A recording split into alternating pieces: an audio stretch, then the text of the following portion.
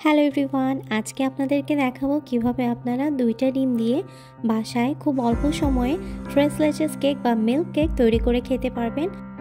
আর এই মিল্ক কেকটা কিন্তু অনেক বেশি ফেমাস বিকজ অফ আলিয়া ভাটের খুবই পছন্দের একটা কেক। তো চলুন কথা না বাড়িয়ে শুরু করা যাক। প্রথমে আমি দুইটা ডিম নিয়ে নিয়েছি। ডিমের সাদা অংশকে আলাদা এক সাইডে রাখবো আর ডিমের কুসুমটাকে এক সাইডে রাখবো। তারপরে ডিমের সাদা অংশটাকে এটাকে ব্লেন্ডারের মাধ্যমে সুন্দর করে বিট করে নিতে হবে যতক্ষণ না পর্যন্ত এটা একটা ফোমি টেক্সচার আসে। তারপরে দিয়ে দিব হাফ কাপের মতো চিনি। দুইটা ডিমের কেকের জন্য হাফ কাপের মতো চিনি যথেষ্ট, এর থেকে বেশি চিনি দেওয়ার কোনো প্রয়োজন নেই।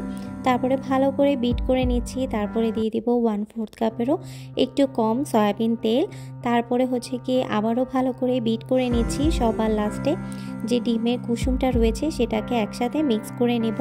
আর খুবই সুন্দর একটা টেক্সচার এসেছে, দেখে আপনারা বুঝতে পেরেছেন। এখন দেব সব শুকনো ইনগ্রিডিয়েন্টসগুলো।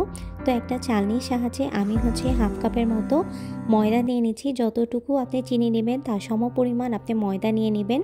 ময়দাটাকে ভালো করে চালার পর আমি সামান্য 1 চামচেরও একটু কম দিয়ে দিচ্ছি বেকিং পাউডার। বেকিং পাউডারটা কিন্তু মাস্ট আপনার দিতে হবে, নাহলে কিন্তু কেকটা ফুলবে না। ভ্যানিলা কেকে আরেকটু মজার করার জন্য এখানে আমি 1 চা চামচের মতো পাউডার দুধ দিয়ে দিচ্ছি। তারপরে দিয়ে দিব ভ্যানিলা এসেন্স। ভ্যানিলা এসেন্সটা কিন্তু মাস্ট আপনার দিতে হবে, তাহলে কিন্তু খুব সুন্দর একটা স্মেল আসবে ব্যাটার থেকে। একটা হ্যান্ড হুইস্কের সাহায্যে সবগুলো উপকরণকে একটু আলতো আলতো করে মিক্স করে নিচ্ছি। আর এই কেকটা আজকে আমি বানাবো এই ফয়েল পেপার দিয়ে, বেকিং ফয়েল পেপার। এটা পাউন্ড কেকের জন্য একদমই পারফেক্ট একটা ফয়েল পেপার। যেহেতু দুইটা ডিমের জন্য এই কেকটা বানাচ্ছি, এই ফয়েল পেপারটা এটার জন্য একদমই পারফেক্ট। সো ফয়েল পেপারে আমি কেকের ব্যাটারগুলো সুন্দর করে স্মুথলি করে দিয়ে দিচ্ছি। আর ওভেনে ঢোকার আগে এটাকে একটু ট্যাপ ট্যাপ করে নিচ্ছি। ওভেনটাকে আমি 350 ডিগ্রিতে আমি 10 মিনিটের মতো প্রিহিট করে নিয়েছি।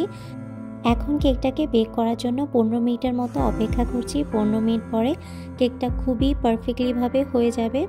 আর এই সময়ের মধ্যে আমি ফ্রেশ লেচেস কেকের জন্য যে দুধ তৈরি করতে হয় মিল্কটাকে, সেটা তৈরি করে নিচ্ছি। আমি এখানে 2 কাপেরও একটু কম মিল্ক নিয়েছি। তার সাথে দিয়ে দিব 2 টেবিল চামচের মতো কনডেন্স মিল্ক। আপনারা চাইলে এখানে চিনিও ব্যবহার করতে পারেন, বাট আমি এখানে কনডেন্স মিল্ক দিয়েছি। এখন চুলাটাকে একটু হাই হিটে দিয়ে আমি এই দুধটাকে একটু ঘন করে নেব। যতক্ষণ না পর্যন্ত একটু ঘন হচ্ছে অনবরত কিন্তু নাড়তে থাকতে হবে, না হলে কিন্তু পাতিলের নিচে দুধ লেগে যাবে। আর সবার লাস্টে দিয়ে দিব অল্প পরিমাণ মতো ভ্যানিলা এসেন্স। 15 মিনিট পরে আমি এখন ওভেনটা খুলে দেখলাম যে আমার কেকটা একদমই পারফেক্টলি হয়েছে। তো দেখে বুঝতে পেরেছেন যে কতটা পারফেক্টলি আমার কেকটা হয়েছে।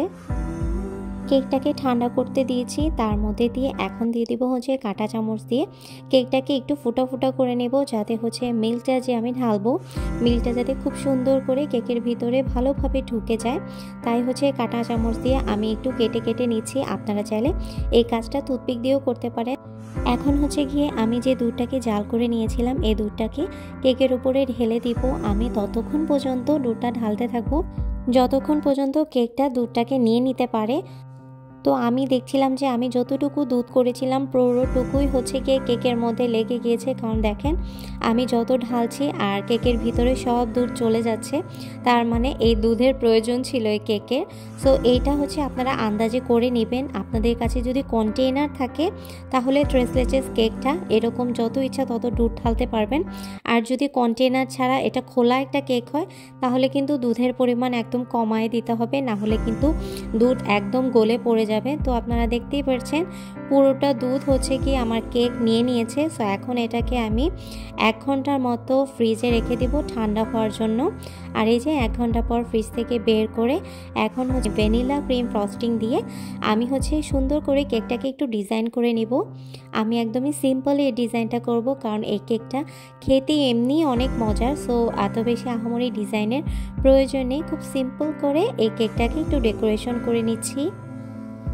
কেকের সৌন্দর্যকে আরেকটু বাড়ানোর জন্য আমি এখানে পিস্তাশো বাদামকে একটু কুচি কুচি করে কেটে নিচ্ছি। আর এটাকে উপর দিয়ে সুন্দর করে একটা লাইনের মতো করে এখানে দিয়ে দিচ্ছি। আর দেওয়ার পর দেখেন আমি এখানে শুধুমাত্র বাদাম দিয়ে ডেকোরেশনটা করেছি। আপনারা চাইলে আপনাদের পছন্দ মতো করে ডেকোরেশনটা করতে পারেন।